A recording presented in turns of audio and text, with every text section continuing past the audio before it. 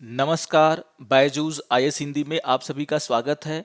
और आज हम 28 जुलाई के प्रमुख समाचारों पर आधारित कुछ प्रश्नों पर चर्चा करने वाले हैं। तो आइए शुरू करते हैं आज का डेली क्विज। आइए सबसे पहले क्वेश्चन नंबर 1 पर चर्चा कर लेते हैं। और क्वेश्चन नंबर 1 है, जांच आयोग अधिनियम 1952 के संदर्भ में निम्नलिखित कथनों पर विचार कीजिए। और यहाँ पर आपको 3 कथन दिए गए हैं और हमसे पूछा जा रहा है कि दिए गए कथनों में से कौन सा सही है। तो आइए एक एक करके सारे कथनों को देख लेते हैं। यहाँ पर पहला कथन है कि अधिनियम के तहत गठित एक आयोग के पास सिविल प्रक्रिया संहिता के तहत मुकदमे की सुनवाई करते समय एक सिविल कोर्ट की शक्तियां होंगी। तो यहाँ पर बात हो रही है जांच आयोग अधिनियम 1952 की। अगर हम जांच आयोग अधिनियम 1952 की बात करें तो इसके तहत सरकार के द्वारा गठित जो आयोग होते हैं उनके पास सिविल प्रक्रिया संहिता 1908 के तहत एक मुकदमे की सुनवाई के दौरान एक सिविल कोर्ट की शक्तियां होती हैं। इसका मतलब ये होता है कि आयोग के पास भारत के किसी भी हिस्से में किसी भी व्यक्ति को बुलाने का और जांच करने का अधिकार मिल जाता है। इसके अलावा यह आयोग भारत के किसी भी अदालत या कार्यालय से सार्वजनिक रिकॉर्ड की प्रतिलिपि यानी कि कॉपी को मंगा सकता है जो कि इस जांच से जुड़ी हुई हो। तो इसके आधार पर अगर देखा जाए तो यहाँ पर जो पहला कथन है वो सही हो जाता है। आइए देख लेते हैं दूसरे कथन को। और दूसरा कथन है, केंद्र सरकार द्वारा गठित जांच आयोग केवल संघ सूची या संवर्ती सूची में किसी भी प्रविष्टि के संबंध में मामलों की जांच कर सकता है। अगर हम 1952 के अधिनियम की धारा 2A को देखते हैं तो यहाँ पर कहा गया है कि केंद्र सरकार के द्वारा स्थापित आयोग संघ सूची, राज्य सूची या संवर्ती सूची के किसी भी विषय से संबंधित मामले की जांच के लिए आयोग बना सकता है। जबकि अगर हम राज्य सरकारों की बात करें तो उनके द्वारा जो आयोग बनाए जाएंगे वो केवल दूसरी सूची यानी कि राज्य सूची और तीसरी सूची यानी कि संवर्ती सूची से जुड़े हुए सब्जेक्ट के विषय में ही जांच कर सकती हैं। तो यहाँ पर जो 1952 का अधिनियम है उसकी धारा 2A यह स्पष्ट कहता है कि केंद्र सरकार संघ सूची, राज्य सूची और संवर्ती सूची में जो सब्जेक्ट हैं उसके जांच के लिए आयोग बना सकता है। जबकि राज्य सिर्फ राज्य सूची और संवर्ती सूची में जो सब्जेक्ट हैं उनके लिए आयोग बना सकता है। और अगर इसके आधार पर देखा जाए तो यहाँ पर दूसरा कथन गलत हो जाता है, जहाँ पर कहा जा रहा है कि केंद्र केवल संघ सूची और संवर्ती सूची में जो सब्जेक्ट हैं उसके लिए आयोग बना सकता है। तो यहाँ पर इस आधार पर दूसरा कथन गलत हो जाता है। आइए देख लेते हैं तीसरे कथन को। और तीसरा कथन है, यदि किसी राज्य ने जांच आयोग नियुक्त किया है तो केंद्र उसी विषय पर समानांतर आयोग का गठन नहीं कर सकता। आइए देख लेते हैं कि आखिर जांच आयोग अधिनियम 1952 इस विषय पर क्या कहता है। अगर हम इस अधिनियम की बात करें तो यहाँ पर कहा गया है कि यदि केंद्र सरकार पहले आयोग का गठन करती है किसी विषय पर तो राज्य केंद्र की मंजूरी के बिना उस विषय पर समानांतर आयोग का गठन नहीं कर सकता। यहां पर यह भी कहा गया है कि अगर राज्य ने पहले आयोग नियुक्त कर दिया तो केंद्र उसी विषय पर दूसरे आयोग की नियुक्ति कर सकता है यदि उसे लगता है कि जो जांच का दायरा है वो 2 या 2 से अधिक राज्यों तक बढ़ाया जा सकता है। तो यहां पर यह बातें साफ हो जाती हैं कि अगर किसी राज्य ने किसी विषय पर एक आयोग को नियुक्त किया है और अगर केंद्र को लगता है कि यहाँ पर जो जांच का दायरा है वह 2 या 2 से अधिक राज्यों तक बढ़ सकता है तो इस स्थिति में केंद्र सरकार के द्वारा उसी विषय पर एक आयोग की नियुक्ति की जा सकती है। और इसके आधार पर देखा जाए तो यहाँ पर जो तीसरा कथन है वो भी गलत हो जाता है, क्योंकि यहाँ पर यह कहा जा रहा है कि यदि किसी राज्य ने जांच आयोग की नियुक्ति कर दी है तो केंद्र उसी विषय पर किसी भी स्थिति में समानांतर आयोग का गठन नहीं कर सकता। और इसके आधार पर यहाँ पर तीसरा कथन गलत हो जाता है। तो बहुत ही इंपॉर्टेंट क्वेश्चन है, बहुत ही इंपॉर्टेंट कंसेप्ट यहाँ पर क्लियर होते हैं जो कि आपके एग्जाम के लिए बहुत ही जरूरी है। तो यहाँ पर जो जांच आयोग अधिनियम 1952 का हमने जिक्र किया उससे रिलेटेड जो भी इंपॉर्टेंट पॉइंट है आप यहाँ पर इसे ध्यान में रखेंगे। और अगर इसके आधार पर देखा जाए तो क्वेश्चन नंबर 1 का आंसर हो जाएगा आपका ऑप्शन नंबर A, यानी कि केवल पहला कथन सही है। आइए अब क्वेश्चन नंबर 2 को देख लेते हैं। यहां पर क्वेश्चन नंबर 2 है, धौलावीरा के संदर्भ में निम्नलिखित कथनों पर विचार कीजिए। और यहां पर आपको 4 कथन दिए गए हैं। तो आइए देख लेते हैं एक एक करके सारे कथनों को। यहाँ पर पहला कथन है, यह कच्छ के रन में खादिर द्वीप में और कर्क रेखा पर स्थित है। तो ये बात बिल्कुल सही है। आप सभी जानते हैं धौलावीरा अभी चर्चा में है और इसको लेकर के कल के पीआईबी में एक न्यूज़ भी आया है। आपको पता होगा कि धौलावीरा को भारत के 40वें स्थल के रूप में विश्व धरोहर का दर्जा दिया गया है और इसीलिए इसके बारे में जो इम्पोर्टेंट जानकारियां हैं वो बहुत ही इम्पोर्टेंट हो जाती हैं एग्जाम के लिए। तो यहाँ पर जो पहला कथन है वो सही है। आइए देख लेते हैं दूसरे कथन को। और दूसरा कथन है, इस स्थल में खुदाई में मोतियां, टेराकोटा, सोना और हाथी दांत प्राप्त हुए हैं। तो ये कथन भी सही है, क्योंकि जब आप धौलावीरा में पाए गए वस्तुओं की बातें करते हैं तो यहाँ पर तांबा, सीप, सीसा, धारियों वाले चूना पत्थर, इसके अलावा हाथी दांत, टेराकोटा, सोना, मोतियां, ये सभी प्राप्त हुए हैं और इसीलिए यहाँ पर जो दूसरा कथन है वो भी सही हो जाता है। आइए देख लेते हैं तीसरे कथन को। और तीसरा कथन है, यह शहर एक परिष्कृत जल प्रबंधन प्रणाली को प्रदर्शित करता है। यहाँ पर अगर हम धौलावीरा की बात करें तो इसकी जो सबसे प्रमुख व्यवस्था थी वो थी पूर्व नियोजित नगर योजना। यहाँ पर बहुत स्तरीय किलेबंदी, परिष्कृत जलाशयों और जल निकासी प्रणाली बहुत ही अच्छे तरीके से बनाई गई थी। पानी की उपलब्ध हर बूंद को इकट्ठा करने के लिए इन सभी को डिजाइन किया गया था, यानी कि इनकी जो जल प्रबंधन प्रणाली है वो बहुत ही अच्छी थी। और इसको देखते हुए जो हमारा तीसरा कथन है वो सही हो जाता है। आइए देख लेते हैं चौथे कथन को। और चौथा कथन है, इस क्षेत्र में घोड़े के प्रथम वास्तविक अवशेष मिले थे। तो ये बात यहाँ पर गलत है। अगर हम घोड़े की हड्डियों के अवशेष की बात करें तो ये अवशेष सिंधु घाटी सभ्यता में सूर्यकोटदा स्थल पर मिले हैं, धौलावीरा में नहीं। और इसके आधार पर यहाँ जो चौथा कथन है वो गलत हो जाता है।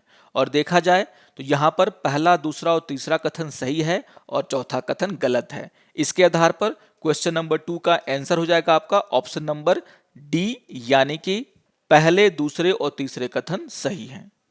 आइए अब क्वेश्चन नंबर 3 पर चर्चा कर लेते हैं। क्वेश्चन नंबर 3 है, निम्नलिखित में से कौन सा अमेरिकी नौसेना बल अफ्रीका के नेतृत्व वाला पूर्वी अफ्रीकी तटीय क्षेत्रों और पश्चिमी हिंद महासागर में एक संपूर्ण क्षेत्रीय अभ्यास है। और यहाँ पर आपको 4 ऑप्शन दिए गए हैं। इसको लेकर के एक न्यूज भी आया है जिसका शीर्षक है, navy joins exercise along east African coast. और यहाँ पर चर्चा की जा रही है एक्सरसाइज कटलेस एक्सप्रेस की। अगर हम इस एक्सरसाइज की बात करें तो ये अभ्यास पूर्वी अफ्रीका और पश्चिमी हिंद महासागर में राष्ट्रीय और क्षेत्रीय समुद्री सुरक्षा को बढ़ावा देने के लिए आयोजित एक वार्षिक समुद्री अभ्यास है। और यहाँ पर जो 2021 में इसका संस्करण है उसमें 12 पूर्वी अफ्रीकी देश, यूएस, यूके, भारत और विभिन्न अंतर्राष्ट्रीय संगठन की भागीदारी शामिल है। यहाँ पर अंतर्राष्ट्रीय समुद्री संगठन, ड्रग्स एंड क्राइम पर संयुक्त राष्ट्र कार्यालय, इंटरपोल, यूरोपीय union naval force, critical maritime routes Hind महासागर और यूकैप सोमालिया शामिल है। तो यहाँ पर देखा जाए तो इसके आधार पर क्वेश्चन नंबर 3 का आंसर होगा आपका ऑप्शन नंबर बी, यानी कि अभ्यास कटलेस एक्सप्रेस, जिसकी यहाँ पर चर्चा हो रही है। तो बहुत ही इंपॉर्टेंट न्यूज है और इसके बारे में जो जानकारी यहाँ पर मैंने आपको दी है उसको नोट कर लेंगे, एग्जाम पॉइंट ऑफ व्यू से इंपॉर्टेंट हो सकता है। आइए अब क्वेश्चन नंबर 4 पर चर्चा कर लेते हैं। और क्वेश्चन नंबर 4 है, हाल ही में चर्चा में रहा नौका क्या है। और यहाँ पर आपको 4 ऑप्शन दिए गए हैं। तो आइए जान लेते हैं आखिर ये नौका है क्या।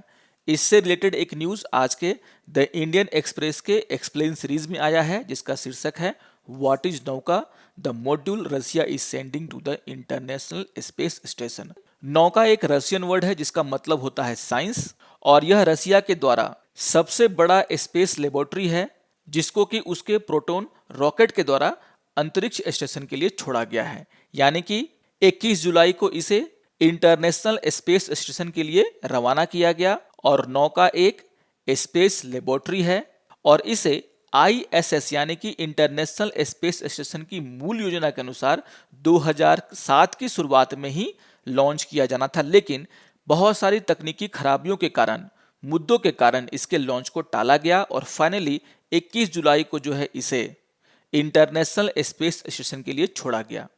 और इसके आधार पर देखा जाए तो क्वेश्चन नंबर 4 का आंसर होगा आपका ऑप्शन नंबर ए, यानी कि अंतर्राष्ट्रीय अंतरिक्ष स्टेशन के साथ समन्वय के लिए रूस द्वारा प्रक्षेपित एक अंतर्राष्ट्रीय प्रयोगशाला। आइए अब प्रीवियस ईयर के क्वेश्चन पर चर्चा कर लेते हैं। ये क्वेश्चन 2016 में पूछा गया था। तो क्वेश्चन नंबर 5 है, साल दर साल लगातार घाटे का बजट रहा है और घाटे को कम करने के लिए सरकार द्वारा निम्नलिखित में से कौन सी कार्रवाइयां की जा सकती हैं। और यहाँ पर आपको 4 ऑप्शन दिए गए हैं और हमसे पूछा जा रहा है कि निम्नलिखित कूट का प्रयोग कर सही उत्तर दीजिए। तो यहाँ पर बात हो रही है घाटे की बजट को हम कैसे कम कर सकते हैं। आप सभी जानते हैं कि घाटे का बजट तब बनता है जब हमारा एक्सपेंडिचर ज़्यादा हो और रेवेन्यू कम हो।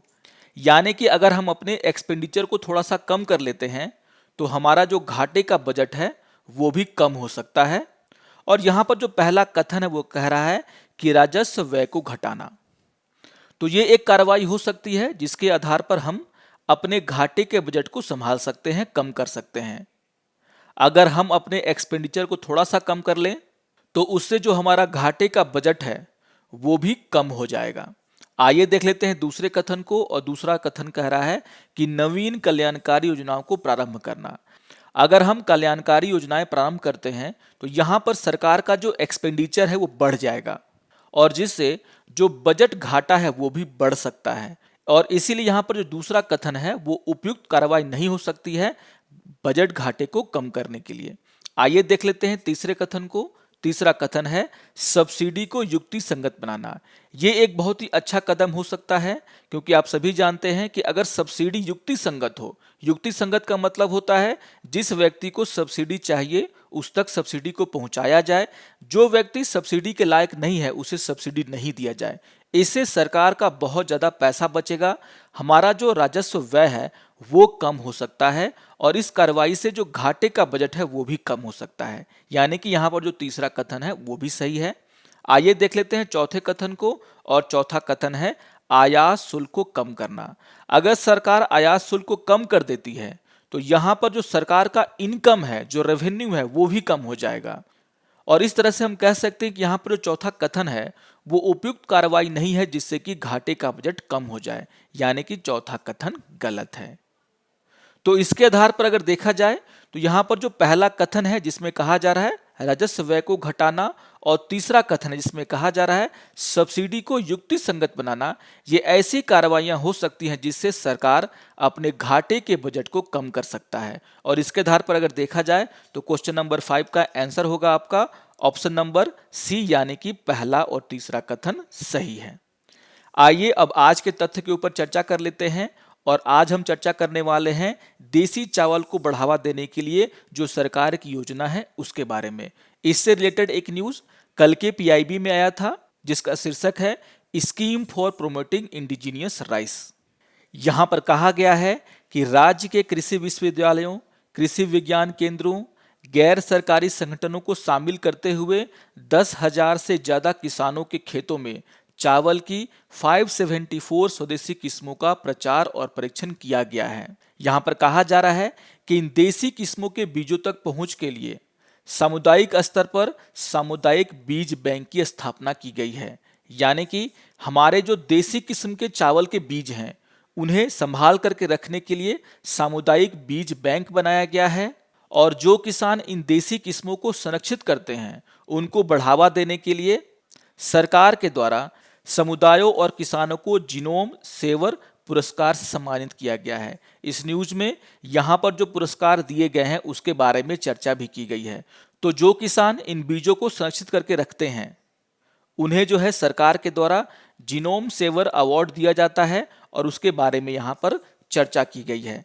यहाँ पर कहा गया है कि देसी चावल की 5 किस्में जैसे लालत, उन्नत लालत, स्वर्ण, सांभा, मसूरी और शक्तिमान को जीआई टैग भी दिया गया है। तो ये सारे काम जो है सरकार के द्वारा देसी चावल को बढ़ावा देने के लिए किए गए हैं। और इससे जुड़ा हुआ जो न्यूज़ है उसे भी आप लोग ध्यान में रखेंगे, ध्यान से इसे पढ़ लेंगे, इंपॉर्टेंट है एग्जाम के लिए।